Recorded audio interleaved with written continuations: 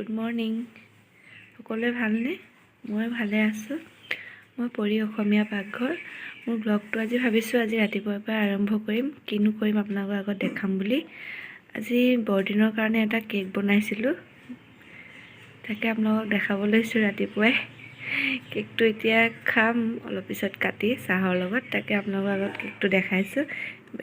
একো তেনেকুৱা ধৰণৰ বিশেষ একো নাই, ইয়াত অকল ফুড কালাৰ দি বনাইছোঁ, সেইটো কাৰণে এনেকুৱা হৈছে। ভিডিঅ'টো চাই থাকিবচোন শেষলৈকে, আৰু দিনটোত কি কৰোঁ মই দেখাম আপোনালোকক আজি। মোৰ কেকটো কটা হৈ গ'ল, তাকে আপোনালোকক দেখাইছোঁ। দেখিবলৈ ধুনীয়াই হৈছে, খাবলৈও ভালেই হৈছে। আমি এপিচ এপিচ খালোঁ এতিয়া চাহৰ লগত। বাকীখিনি ৰাখি থৈছোঁ, আলহীও আহিব, তাকে আলহীকো দিম। আৰু আপোনালোকৰ সকলোলৈকে বৰদিনৰ শুভেচ্ছা থাকিলে।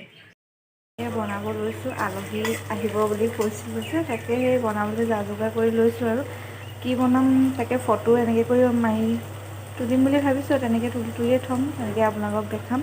আৰু ৰেচিপিটো কেতিয়াবা পিছৰ পৰা দিম, যিহেতু আলহী ওলালোৱে বুলি কৈছে, আহি আছে। মইতো জল্দি বনাব লাগিব। এতিয়া সময় হৈছে 10:15 বাজি গৈছে, সেইকাৰণে মই বনাই লওঁ।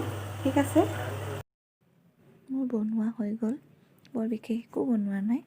এয়াই বনাইছোঁ, আপোনালোকৰ আগত ফটো দি দেখাইছোঁ। আৰু আমি গুইজানলৈ ওলাই গ'লোঁ একেলগে, তাৰো ফটো তুলি আনিছোঁ, সেয়াই আপোনালোকৰ আগত দেখাইছোঁ। কেনেকুৱা লাগিলে জনাবলৈ নাপাহৰিব। লাইক কৰিব, কমেণ্ট কৰিব আৰু ছাবস্ক্ৰাইব কৰিব। সকলোলৈ বৰদিনৰ শুভেচ্ছা থাকিলে। আজিলৈ আহোঁ।